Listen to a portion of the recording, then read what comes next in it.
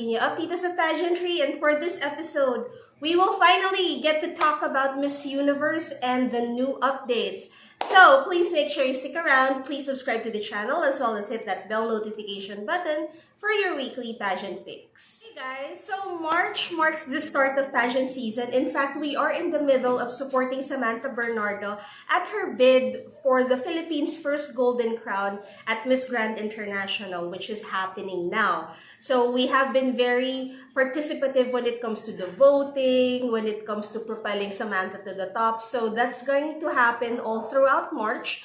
But come April, we will also be very busy covering Binibining Pilipinas. But I think you guys are super excited for what's in store this coming May. Because as early as March 4th, the Miss Universe organization already announced the venue as well as the date for the 69th edition of Miss Universe. And it will happen this coming May 16th, but that's May 17th in the Philippines, in Hollywood, Florida. So what's really impressing all of the fans is that they were able to pick the Seminole Hard Rock Hotel and Casino for the 69th edition, which is a really impressive resort hotel located near Hollywood, Florida. So just to give you an idea, this hotel is pretty famous because of the guitar structure, but it is a sprawling property covering about 100 acres. So the highlight of this property is, of course, their lagoon-style swimming pool facility. They have bars, they have shops, they have restaurants, they have spas. Of course, they also have the Hard Rock Event Center. And what they're saying is that the auditorium in which Miss Universe will be held has a capacity of 7,000 people. Not that it really matters, because according to sources, they are actually debating whether they will have a live audience at Miss Universe or just a limited number. A lot of you are very concerned because Florida may not even be a really good idea for a competition at this time, but in a press release by Miss Paula Sugar, the president of the Miss Universe organization, some days ago, she assured the public that they have spent months planning a safe competition for the ladies, that it will follow the same guidelines as it did back in November when they had the Miss Teen USA as well as Miss USA in Memphis of last year. So Miss Universe competition will air in more than 160 territories and countries across the globe. So in the US, it has partnered with Telemundo, a Spanish-speaking network, but they will soon announce the broadcasters or the ones involved for the final show very, very soon. So I came across an interview of Sean McLean, the VP of Miss Universe, in one of the Latin pages. I'm not quite sure how accurate the translation is, but it did mention some changes that Miss Universe is thinking of. And I think this has something to do with recognizing the fact that they really need to catch up in terms of the glam factor, because they are being left behind by some of these emerging pageants in terms of production value and in terms of what, a definition of a beauty queen is, because Miss Universe organization under IMG pretty much changed that and veered towards more of a spokesperson type.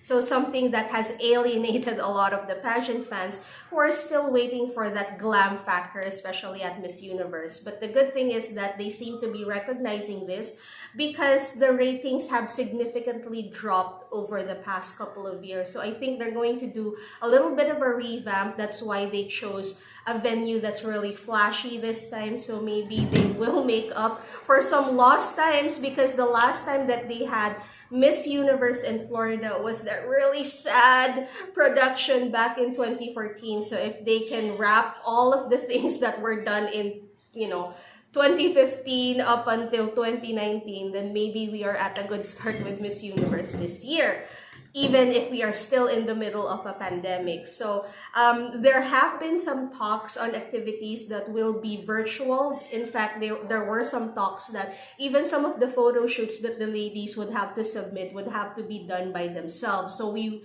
probably won't have the same activities that we were used to, like a photo shoot by a renowned photographer. We might not have this, although we don't have any of those information yet. But there were speculations also that the preliminary interviews will be done virtually. But the good thing was that this was totally scrapped by some of the pageant pages, those who were in the loop, because they're now saying that the preliminary interviews will happen face-to-face. Seminole Hard Rock Hotel and Casino, why is this a good thing? Well, for starters, they haven't done a resort hotel type of production at Miss Universe in a long time. They did a really good job in showcasing the culture of the country they were in when they were in Bangkok in 2018. But the rest of the production really had no identity. No one would really know that it was in Atlanta when it was held in Atlanta. And no one would really know that it was the Manila when it was held in Manila, because the production did not pull from the culture of where the pageant was being held. So I feel like maybe there will be some changes this time around, because although the ladies won't be able to go out because of course it's still in the middle of the pandemic, so they might not have the chance to really see some of the sights in Florida, but the environment itself, the contained environment itself with the resort hotel could give you a feel of sunny Florida because of the sprawling property, because there are several facilities that, you know, could be really good for the gram. So I think that this is a place that you wouldn't really get bored with. This is a place that, you know, could have all of that vacation feels while being in a competition. So it's really eye candy, not just for the girls, but eye candy also for us, pageant fans and viewers. This recent announcement, what does this mean for Rabiya and her team? Well, definitely they have to step up and they have to speed up, because it is only now that Rabiya is intensifying her training. We have seen several footages of her doing her pasarela training, and we have had several photos of her with her dance trainer. So the thing is that she's doing everything right now, and while most of the girls are already polishing their looks, locking in their final looks for the competition, Rabiya is only starting. So she has started publishing photos, which we might see more of. I hope that they will do this even more consistently, because they were able to promise us the same thing some months back, but they kept on stalling somewhere in between. So I hope that things will become more consistent now that they have a time as well as a venue and a date for the competition. Now, what will happen is that, according to some sources, Rabiya actually only has a full month this March to work on everything that needs to be tied together.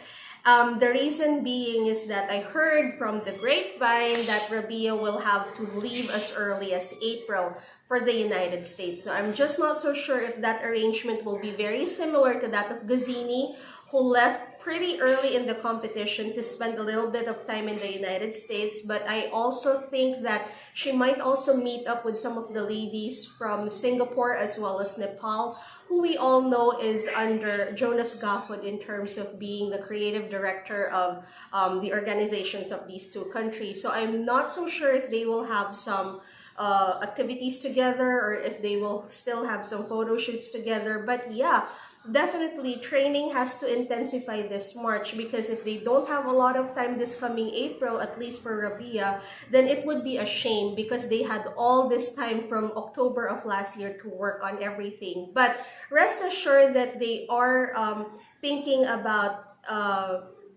all that Rabiya will be needing for the competition.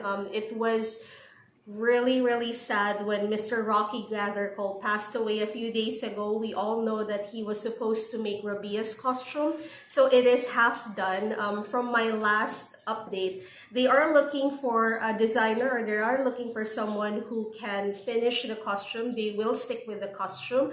As for the rest of Rabiya's wardrobe, I have been kept in the loop by the styling team. They have asked a little bit of my input on which events should Rabiya really prepare for, like, you know, arrival, departure, maybe an auction here and there if they will still have the same events.